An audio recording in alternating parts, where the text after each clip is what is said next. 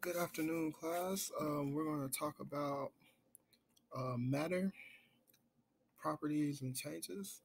Um, so let's dive right into it. So, our standard for today is understanding properties and solids of solids and liquids and the changes that they undergo. As we know, that solids can be changed into liquids, and liquids can be changed back into solids. Um, but we're going to talk more in depth how that happens. I'm going to show you some examples on how to do that and what it looks like. So our objectives for today, we're going to give examples of matter that change from a solid to a liquid and from a liquid to a solid by heating or cooling. Compare the amount of volume and weight of water in a container before and after it freeze. And we're going to compare what happens to water left in an open container over time as to what happens to one that in a closed container. So first things first, what is matter? Let's review and talk a little bit about that. Matter, of course, is everything or anything that takes up space. So everything around you is matter. You as a person matters. So you're matter. The clothes you have on are matter. The computer screen that you're looking at is matter.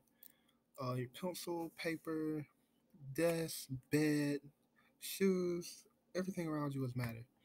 So in the diagram, the first diagram on the left, this is what liquid looks like when it's frozen. When it's solid. The middle one, the second one, is what liquid looks like at its pure form, and the third one is what liquid looks like when it's a gas. So how do you? We can take the middle one, where it's just a liquid like water, and make it look like the one to the left or to the right. Well, how do you do that? You say freezing. So anytime a liquid goes from liquid form to a solid, this method is called freezing. The way you can get things to freeze, you have to have temperature of 32 degrees or below. This is where you get ice, popsicles, ice cream. That is all considered a solid coming from a liquid. So we all know what a solid looks like. This is ice. We turned this is water, into this by freezing it, exposing it to 32 degrees Fahrenheit, that is, and making it into a solid. So that method is called freezing. That's the only way that you can make things go from a liquid to a solid, by exposing it to extreme low temperatures. Um, so again, we can take the second diagram, the one in the middle, and turn it into the third diagram, the one on the right. And the one on the right is a gas. Um, and you do this. Oh no, excuse me. You can take the first diagram, which is a solid, and immediately change it back to the middle one. Immediately change it back to a liquid, which is by heating the solid up and turn it back into a liquid. We'll talk about later how to turn the liquid into a gas, but for this, we're going to focus on how to turn a solid into a liquid. This is called melting. Um, you can get melting by taking the solid ice cube and exposing it to warm temperatures and turning it back into water. So I have my ice cube and it's in my hands, solid,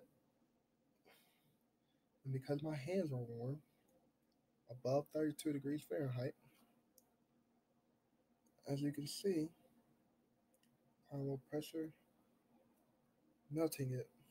You see it drip off, very hard to hold because it's melting. Turn it this way. see a little better. It's dripping off. That is called melting. Um, Usually you can heat things up when you look at frozen dinners. They're frozen solid, and you heat them up, and they go from a solid to whatever you're eating. In this case, we're talking about ice and water. So you heat ice up, and you get water. You turn it back into water. Now, we can compare and contrast the volume and weight. So in the diagram, you can see there's 150 milliliters of water, and there's an ice cube right there, been dropped into the first cylinder. Once it's in the cylinder, you can see that the water has risen. This is because the solid holds a weight, which causes the volume of the water to go up. So I have these two bottles here. It's about the same. I don't know if you can really see it. It's about the same. When I take this ice cube and drop it into the water, as you can see, it made the water rise up. And there's more water in here than it is Gatorade because of the ice. So the weight of the ice of the solid made the volume of the water go up.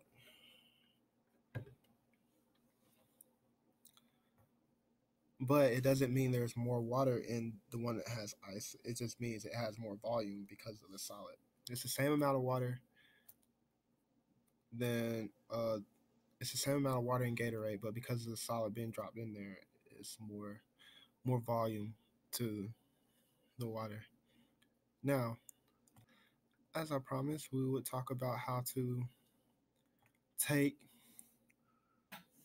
the liquid and turn it into a gas. There is a special thing called evaporation.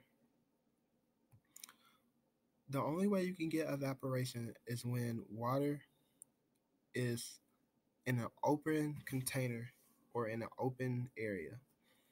So if I was to take that water bottle that had the water in it, and I left it in hot temperatures, if I left it out in the sun, or if I made it really warm in this room, the water would then turn into a gas and evaporate into the air. Um, so a real life example of this is an ocean, or when it rains, you look outside and there's a puddle, and then the sun comes out, then you look back out there again a couple hours later and there's no more puddle. That's because the water has evaporated up into the air, so the liquid has turned to a gas. Now, here's a special one. When the water goes up into the air, when the liquid has been turned into a gas and it gets into the clouds, if it's cold outside, then it will then freeze.